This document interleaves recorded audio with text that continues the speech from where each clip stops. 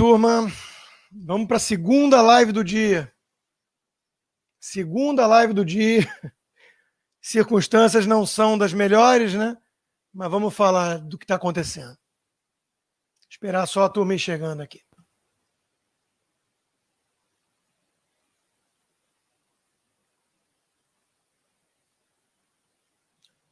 Tá chegando o pessoal, o telefone hoje não para.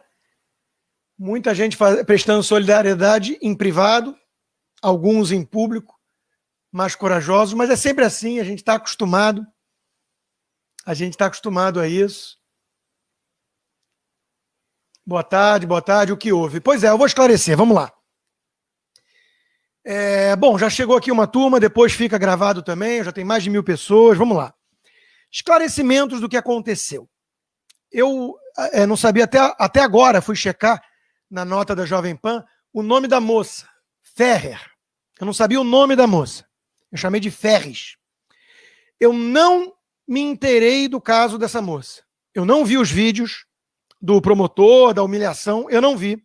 Eu não entrei na treta do Twitter ontem, onde esse troço pegou fogo e foi a polêmica.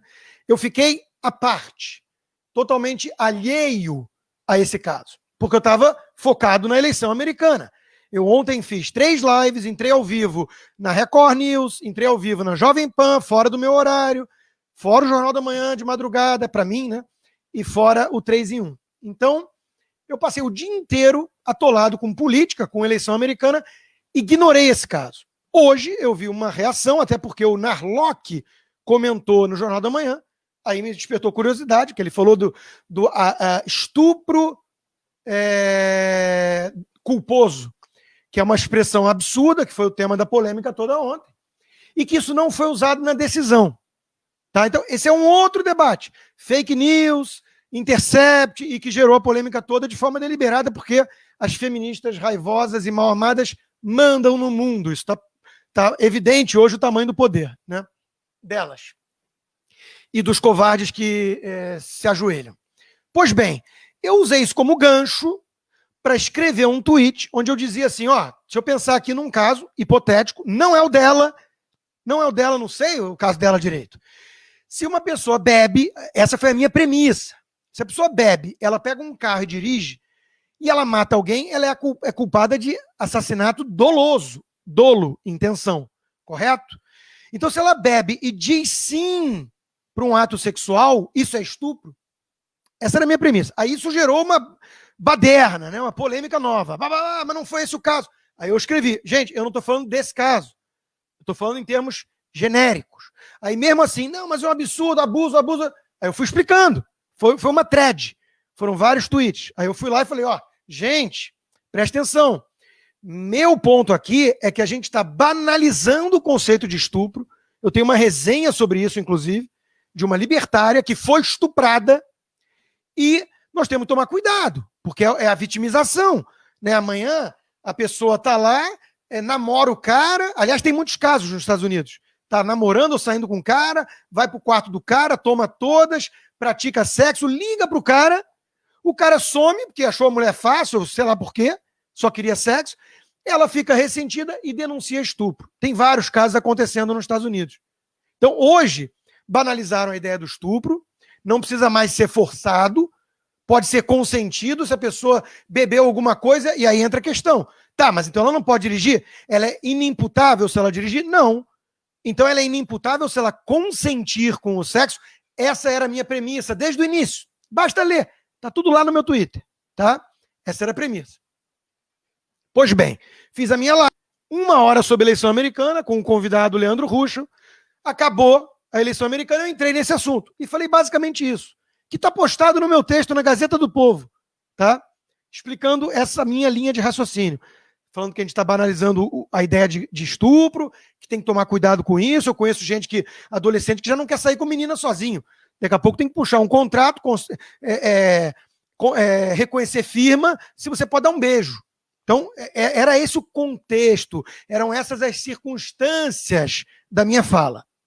Aí fizeram aquilo que os chacais e hienas fazem, que o Ben Shapiro chama de Boo Box o Twitter. Todo dia precisa de carniça para sinalizar a virtude e o ódio do bem. né? Querem já descobrir onde eu moro, me matar, invadiram a conta da minha filha, né? Estão falando o diabo, mas isso pode. Isso é do bem. Por quê? Porque eu sou um monstro. Porque eu sou um cara que faz apologia ao estupro. Quando eu li essa frase, eu não acreditei. Falei, é preciso ser muito canalha para interpretar assim. Quem foi a canalha? Vera Magalhães e companhia. Senhora Joyce Hasselman, senhora Rafaela Avena, que é uma ressentida bolsonarista porque levou um pé na bunda de um deles e agora está tentando virar uma espécie de... Enfim, nem digo. Quem conhece no Instagram sabe. E por aí vai. Uma menina do Novo aí, todo mundo tentando lacrar. Apologia ao estupro. Né? O Pedro Doria, toda essa patotinha. A patota do selo azul viu um pretexto aí. Vamos tentar destruir o Constantino. Por quê? Porque ele é uma pessoa terrível que faz apologia ao estupro? Não. Não. Porque eu incomodo. Porque eu sou um cara de direita e que esfrego a hipocrisia da mídia na cara dela. É por isso que querem me destruir. Porque eu denuncio que a Vera não faz jornalismo, faz militância. Militância tucana. É por isso que querem me destruir. Não tem nada a ver com humanistas em prol de mulheres estupradas. Até porque um estuprador de verdade eu quero matar. Eu quero matar. Eu acho que tem que ter prisão perpétua ou pena de morte. Que tal? Eles defendem abrandamento de pena. Né? Pois bem, a fala que tiraram de 1 minuto e meio do contexto é uma onde eu digo que se minha filha... E eu já tinha falado isso com ela em casa. Já tinha conversado sobre essas coisas, até porque a forma de educar é tocar um pouco o terror. Se minha filha chega em casa e diz para mim, pai, eu fui numa festa com 3 homens e 3 meninas e 18 homens, para um quarto de universidade, que rola muito aqui, né? Todo mundo bebendo, flertando, fiquei com 2 caras, Ana, dei esse exemplo, fiquei com 2 caras, dormi lá e acordei dizendo que fui abusada, tudo bem, aqui eu faço minha única ressalva e meia-culpa. A palavra gera margem para dúvidas. Dentro do contexto todo, quem viu minha live e quem leu meus tweets e leu meu artigo na Gazeta sabe do que eu estou falando. Ou seja, só canalice explica. Só canalice. Da Verinha e companhia. Mas eu entendo que esse trecho, que foi o que viralizou, ele pode dar margem a uma interpretação equivocada. É minha meia-culpa aqui. Tá? Porque, assim, se minha filha foi abusada, eu não denuncio o abusador? Pera lá.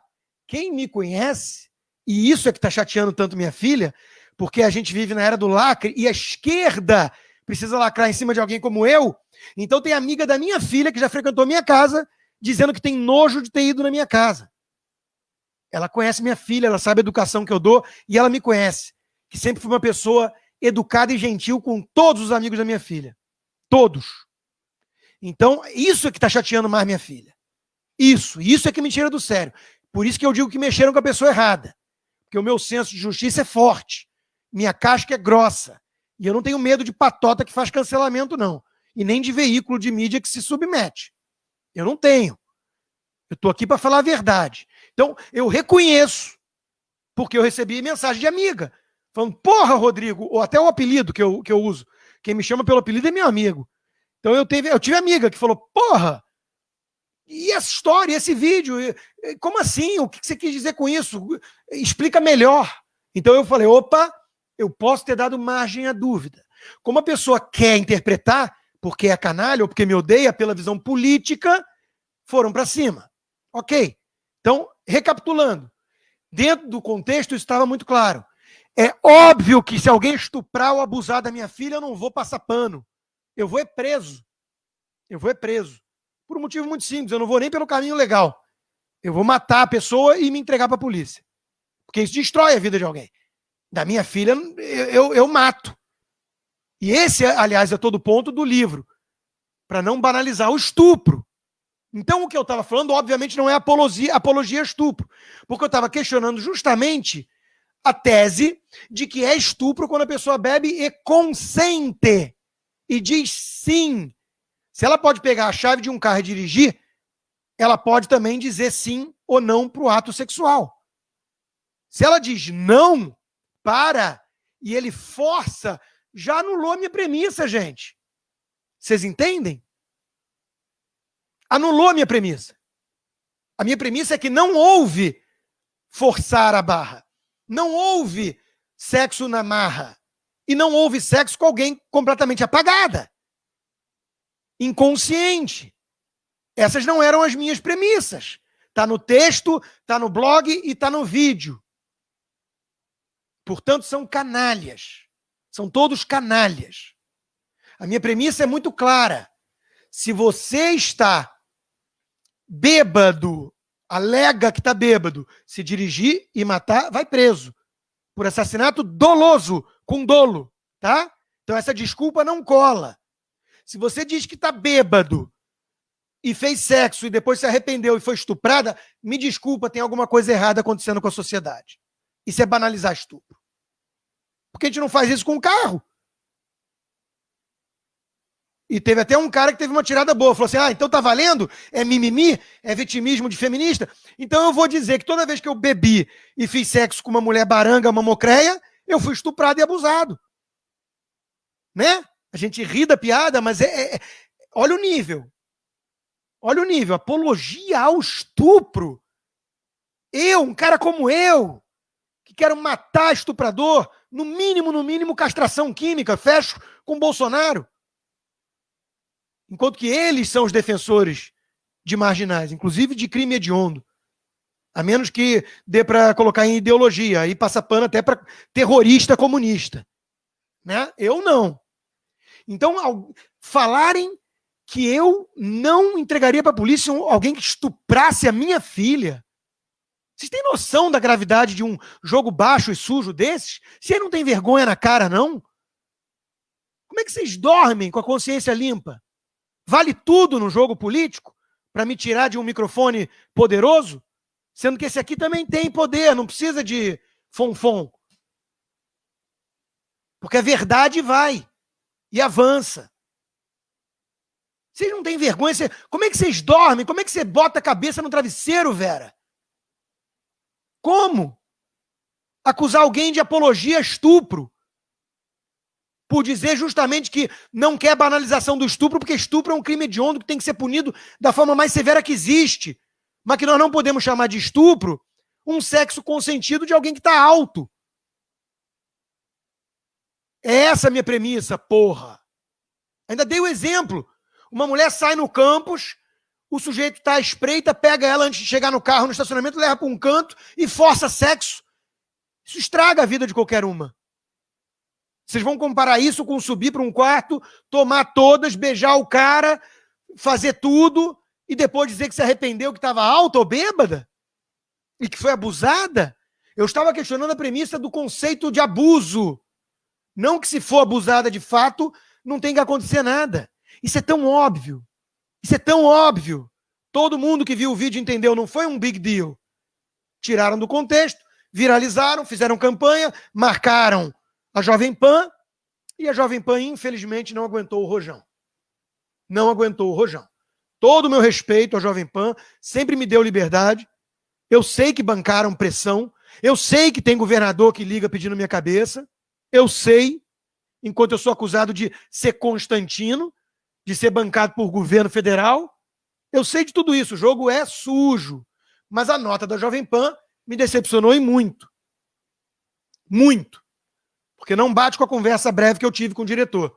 O Grupo Jovem Pan tem como premissa a liberdade de expressão e o amplo debate entre seus comentaristas. Diante do ocorrido nessa quarta-feira, em uma live independente promovida fora de nossas plataformas por um de nossos comentaristas, o Jovem Pan esclarece que desaprova veementemente todo o conteúdo publicado nos canais pessoais e apresentado nessa live.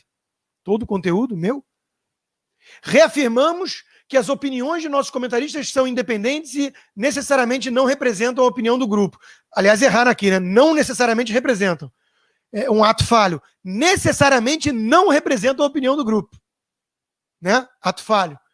No caso da Mariana Ferrer, cujo nome, eu repito, eu desconhecia, nem lembrava, defendemos que a vítima não deve ser responsabilizada pelos atos do seu agressor. Eu disse o contrário em algum momento? Eu mencionei ela em algum momento para dizer que ela era errada ou não? Vem a live. Não é jornalismo? Não é busca da verdade? A live está publicada. Mas já tem campanha no Ministério Público, no Google, no YouTube, para tentar me destruir mesmo, me cancelar. Estão fazendo isso com o Olavo de Carvalho e eu saí em defesa dele mesmo discordando de um monte de coisa nele. Porque isso é a estratégia. E eu avisei, começa com o Olavo, amanhã vai ser um de nós. né? Amanhã era literalmente. Então é isso. Hoje sou eu, amanhã vai ser um de vocês, tá? Que não tem coragem de enfrentar isso. Defendemos que a vítima não deve ser responsabilizada pelos atos do agressor, apesar do respeito que todos nós devemos ter às decisões judiciais. De novo, meu assunto não era esse.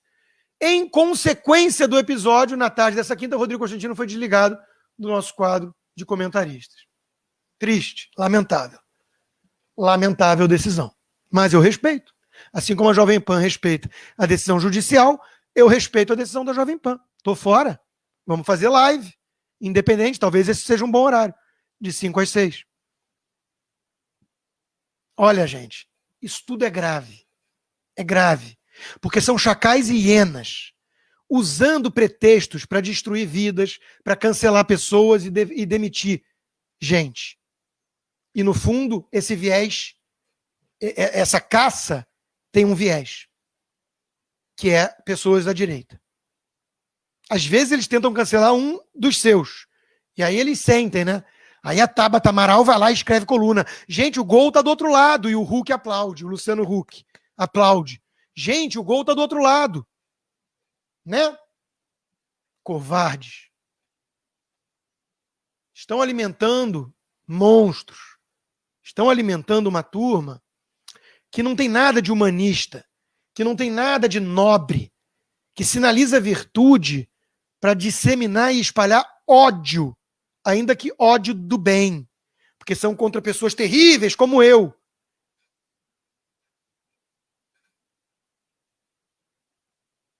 É feio, é muito feio isso, e é grave, é perigoso. É a coisa mais perto que a gente tem de um Estado totalitário hoje.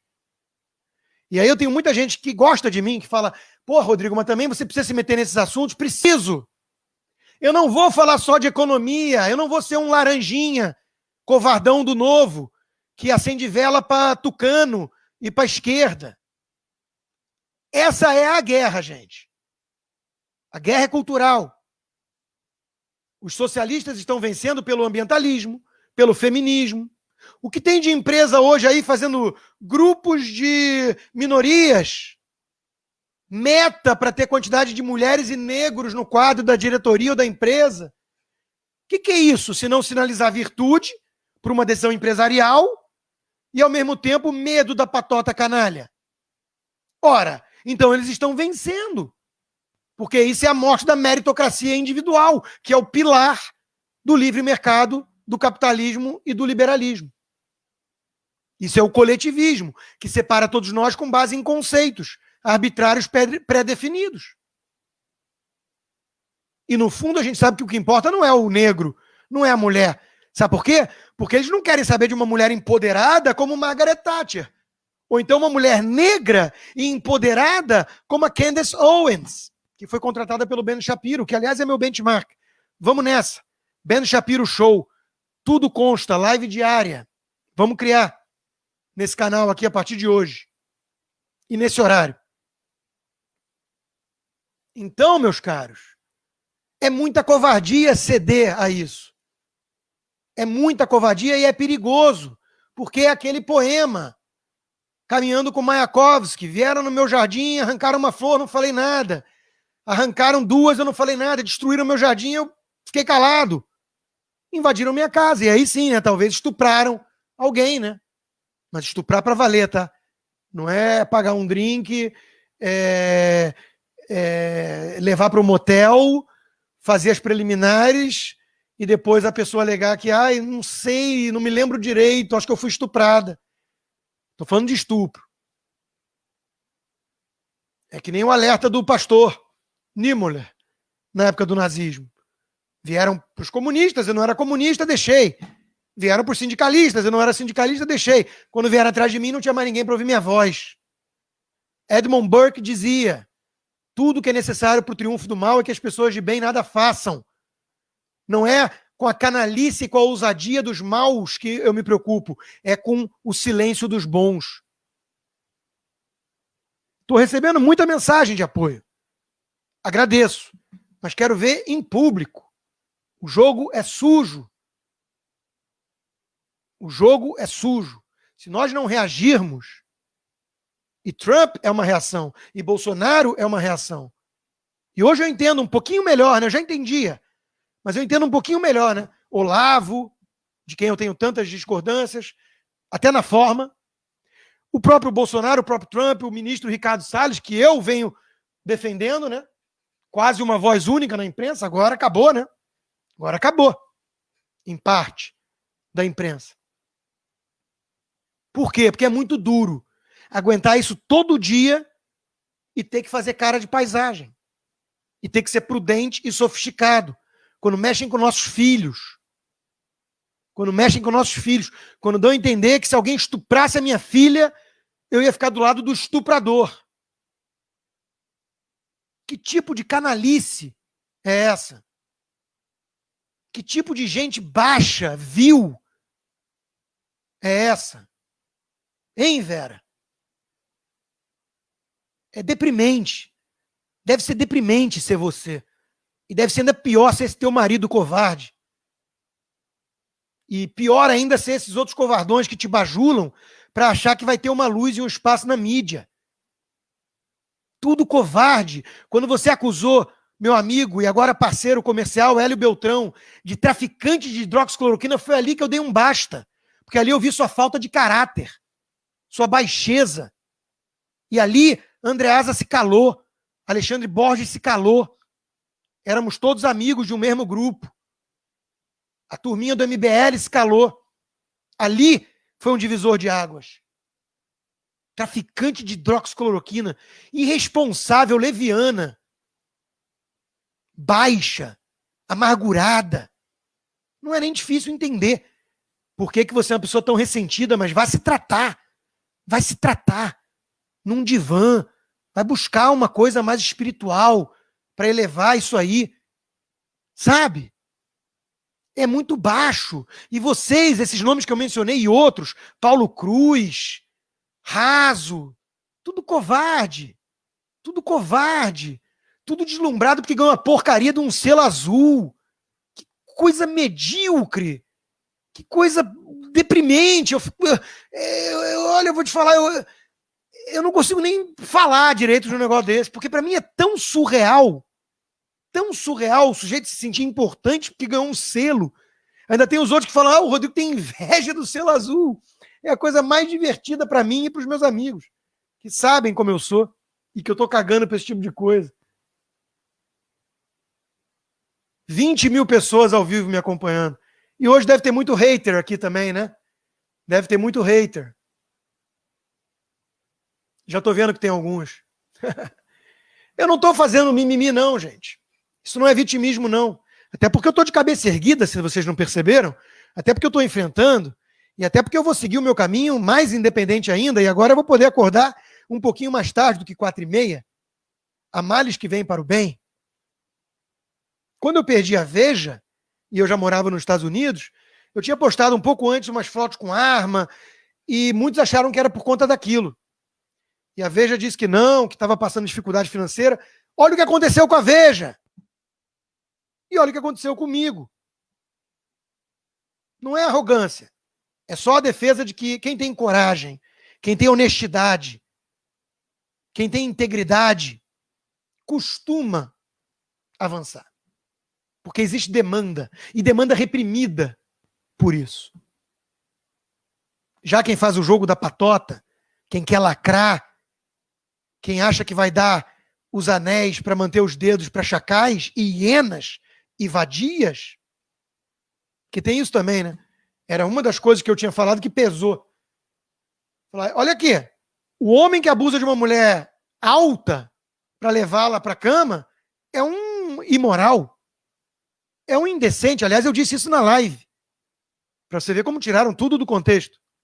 O homem que se aproveita de uma mulher alta para ir para a cama, que em condições normais talvez não conseguisse seduzi-la, é um cafajeste. E o feminismo é um grande truque de homens cafajestes. Disse tudo isso na minha live. Citei o McGuinness, que tem um vídeo excelente e hilário sobre isso.